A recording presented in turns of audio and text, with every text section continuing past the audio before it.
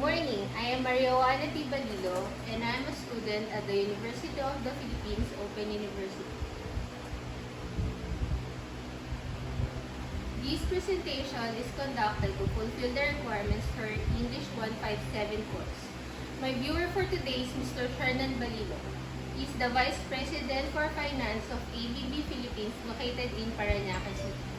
Sir, can you please state your name and please state that this is the first time that you will see my presentation. Hi, as mentioned, I'm Shernan Balilo, and yes, this is the first time that I'll be seeing this presentation. Thank you, sir. My presentation is about how to conduct a meeting. Meeting requires resources to prepare, conduct, and record. So it's important to ensure that the meeting is necessary and the topic or the issue is unresolvable through exchanges of emails with your coworkers or other stakeholders. If you think that it is necessary, then you can start planning the meeting. I've divided it into three main points. The first is planning. It is important to make preparations prior to the meeting so you will not waste your time and the resources of the company and the time of other attendees.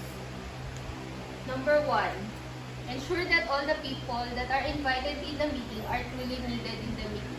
For example, resource person who are only needed for their information can be approached prior to the meeting and you can collect the information from them instead of asking them to attend the meeting. Number two, set the best time and place for the meeting.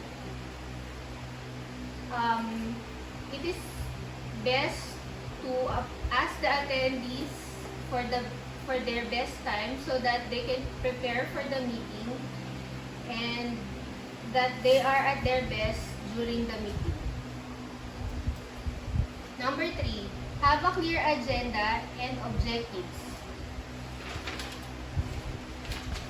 You can send the agenda and the objectives of the meetings in the invite so they would know what to expect from the meeting.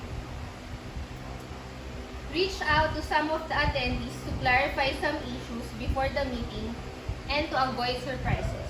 You can approach some of the key attendees to align some important issues before it is presented in the meeting. This can also give them time to prepare for the meeting and to answer some issues and make them comfortable in making decisions. Number five, resolve some items prior to the meeting. This is called pre-wiring. This can be done to make the meeting more efficient because some issues will be resolved even before the meeting started. Number six, require the attendees to prepare the necessary documents for the meeting. You should require your attendees to prepare the necessary documents so that they don't have to leave the meeting place and they will have the documents with them when they needed it. Second part, the meeting itself. Start on time and end on time. This is not just for efficiency, but this is also to show respect for other attendees. Number two, set up structure for the meeting. This would keep the discussion organized. This can ensure that all agendas are covered and all the objectives are met. You can set up a soft duration for every topic so that you will know if you will exceed the time. Number three, ensure that everyone has the opportunity to express his opinion. As a facilitator of the meeting, you should encourage every attendees of the meeting to speak for themselves. Number four, set up ways to stick to the topic. When some issues raised during the meeting that are important but is not related to the topic, you can park these issues first and you can tell them to set another meeting or have it discussed offline.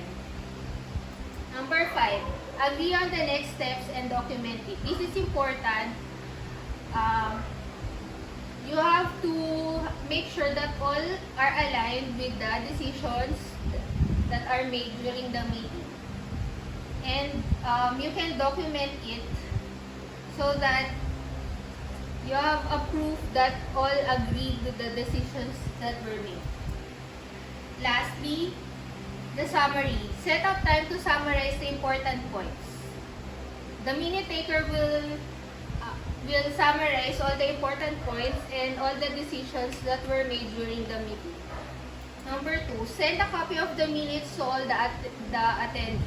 The minute taker will send this to all the attendees so that it can serve as a reminder to them about the deliverables that they have. Number 3, end the meeting. End the meeting. Say thank you to all the attendees and end the meeting on time. Thank you. If you have any questions or comments regarding my presentation, please feel free to do so. Do you have any questions, sir? I can ask questions. Yes. So, what if one of the attendees or any of the attendees think that he wants to delegate the meeting to other members of his team or her team, or if they want to invite other members of their team to whom can contribute or could provide input to the said meeting. I mean, if one of the members wants to... Let me rephrase it. Will you allow any members to extend the meeting to other attendees, not included in the meeting invite? Okay. Thank you for the question. If the attendee thinks that it is necessary to invite a resource person or whatever he thinks is important to be in the meeting, I think it is just okay to allow any other person if the meeting is not classified and if it can be shared to the person that the attendees want to come. So, should they inform you ahead of time? And should they ask for your permission prior sending the invite or delegating or forwarding the invite to other attendees? Yes. I think, yes, it's important that he will tell me or he or she will tell me if he will add someone to the meeting so I can check if the person can know the topics, some topics of the meeting, because some topics of the meeting can be classified, so I have to check first if the person is allowed to know some of those information. So, what if any of the attendees cannot attend the meeting? I think if one of the attendees cannot attend the meeting, maybe he can send a substitute or a proxy so he will have a representative on the meeting. But you should make sure that all the information needed from him is passed on to his representative so that all the requirements from him will be met even he's not in the meeting. Okay, can I ask one last question? Okay, yes. So what would happen if what should be done if one of the attendees would like to add to the agenda that people will be sent?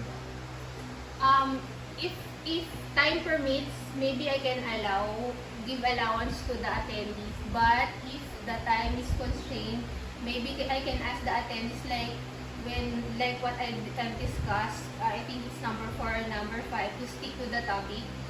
So maybe I could just ask him to set another meeting so we can discuss it in another meeting.